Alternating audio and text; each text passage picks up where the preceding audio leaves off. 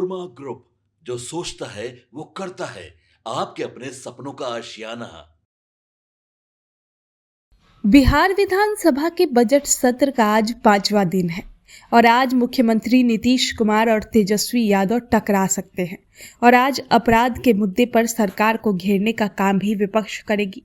आपको बता दें कि बीते विधानसभा सत्र का जब चौथा दिन था तो मुख्यमंत्री नीतीश कुमार की सरकार की काफी फजीहत हुई, क्योंकि बिहार के स्वास्थ्य विभाग के प्रभारी मंत्री प्रमोद चंद्रवंशी ने जिस तरीके का जवाब दिया, उस जवाब को देखकर हर कोई हैरान था। मंत्री जी खड़े होकर जवाब दे रहे थे, पूछा आम जा रहा था, मंत्री जी जवाब इमली दे रहे थे और अंग्रेजी तो इतनी फर्राटेदार बोली है कि विधानसभा में हर कोई हैरान रह गया कि मंत्री जी कहना क्या चाहते हैं। मंत्री जी से पूछा कुछ जा रहा था और जवाब कुछ आ रहा था। समझने वाले कुछ समझ नहीं पा रहे थे और सरकार की इज्जत को बचाते हुए बार बार बिहार के उप मुख्यमंत्री और गृह विभाग के मंत्री सम्राट चौधरी खड़े होकर जवाब दे रहे थे, क्योंकि मंत्री जी के पास तो कोई जवाब था ही नहीं।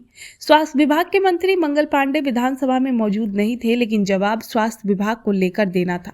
सवाल वही पूछा जा रहा था। विधानसभा से भी स्वास्थ्य विभाग को लेकर सवाल पूछा गया और विधान परिषद में भी स्वास्थ्य विभाग को लेकर सवाल पूछा गया। वहीं आज भी कुछ ऐसे ही आसार नजर आ रहे हैं। बिहार विधानसभा के बजट सत्र का 5वां दिन काफी हंगामेदार रहने की संभावना है। सदन के अंदर सत्ताधारी दल और विपक्ष के बीच तीखी नोकझोंक देखने को मिल सकती है। विपक्ष बिहार में बढ़ते अपराध, खासकर हत्या और दुष्कर्म की घटनाओं को लेकर सरकार को घेरने की तैयारी में है। दरभंगा में हाल ही में हुई मासूम बच्ची की हत्या और दुष्कर्म की घटना को लेकर भी सदन के भीतर और बाहर दोनों जगह जोरदार विरोध और हंगामे के आसार जताए जा रहे हैं। विपक्ष ने साफ संकेत दे दिए है कि वो इस गंभीर घटना को लेकर सरकार से जवाब मांगेगा और कानून व्यवस्था के मुद्दे पर सरकार को कटघरे में खड़ा करेगा। विपक्षी दलों का आरोप है कि राज्य में अपराध की घटनाएं लगातार बढ़ रही है और सरकार इसे रोकने में विफल रही है। वहीं सत्ताधारी दल विपक्ष के आरोपों का जवाब देने और सरकार की उपलब्धियां गिनाने की रणनीति तैयार कर चुका है। सदन की कार्रवाई सुबह 11 बजे शुरू होगी। लंच से पहले ध्यानाकर्षण सूचना और सरकार की ओर से दिए गए जाने वाले जवाबों के साथ कार्यवाही आगे बढ़ेगी। इस दौरान सदस्यों के तारांकित सवालों और अल्पसूचित सवालों का भी जवाब संबंधित विभागों के मंत्री देंगे। जल संसाधन विभाग, खाद्य एवं उपभोक्ता संरक्षण विभाग और सामान्य प्रशासन विभाग से जुड़े सवालों को लेकर सरकार के सामने कड़ी चुनौती रहने की संभावना है। बता दें कि दोपहर बाद सदन में वित्तीय कार्यों पर चर्चा होगी और इस दौरान वित्तीय वर्ष 2026-27 के बजट का विस्तृत चर्चा की जाएगी। इसके अलावा वित्तीय वर्ष 2025-26 के तीसरे अनुपूरक बजट को भी सदन के पटल पर रखा जाएगा। सरकार की कोशिश होगी कि सभी वित्तीय कार्य सेकेंड हाफ में निपटा लिया जाए। गौरतलब है कि बजट सत्र के पिछले कुछ दिनों भी काफी हंगामेदार रहे हैं। चौथे दिन प्रभारी स्वास्थ्य मंत्री प्रमोद चंद्रवंशी के बयान को लेकर सरकार की काफी किरकिरी हुई थी। विपक्ष ने स्वास्थ्य व्यवस्था और अस्पताल की बदहाल स्थिति को लेकर सरकार पर जमकर हमला बोला था। वहीं तीसरे दिन सदन में मुख्यमंत्री नीतीश कुमार और नेता प्रतिपक्ष तेजस्वी यादव के बीच तीखी बहसबाजी भी देखने को मिली थी। राज्यपाल के अभिभाषण पर चर्चा के दौरान मुख्यमंत्री नीतीश कुमार ने तेजस्वी यादव पर गंभीर आरोप लगाते हुए कहा था कि 6 विधायकों को तोड़ने के लिए पैसे कहां से लाए गए थे। उन्होंने आरोप लगाया कि गड़बड़ी के पैसे का इस्तेमाल किया गया था।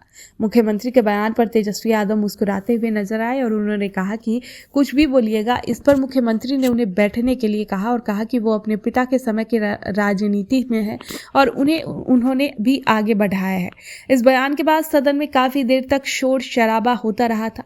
अब आज 5वें दिन भी इसी तरह के तीखे राजनीतिक टकराव की संभावना जताई जा रही है। खासकर दरभंगा की घटना को लेकर विपक्ष आक्रामक रुख अपनाए हुए है, जिससे सदन की कार्यवाही प्रभावित होने के आसार है।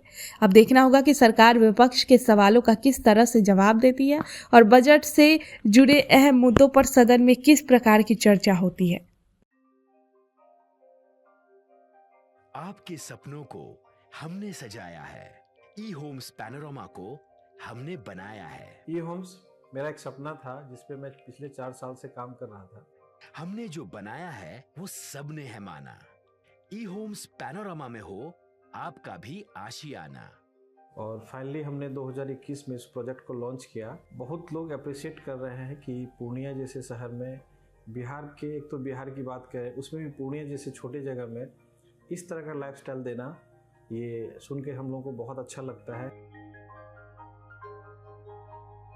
ई होम्स में हमने कुछ और भी किया है, जैसे हम जिस जगह में रह रहे हैं हमारे फैमिली सिक्योर हो, उनको सिक्योरिटी का ध्यान में रखा है।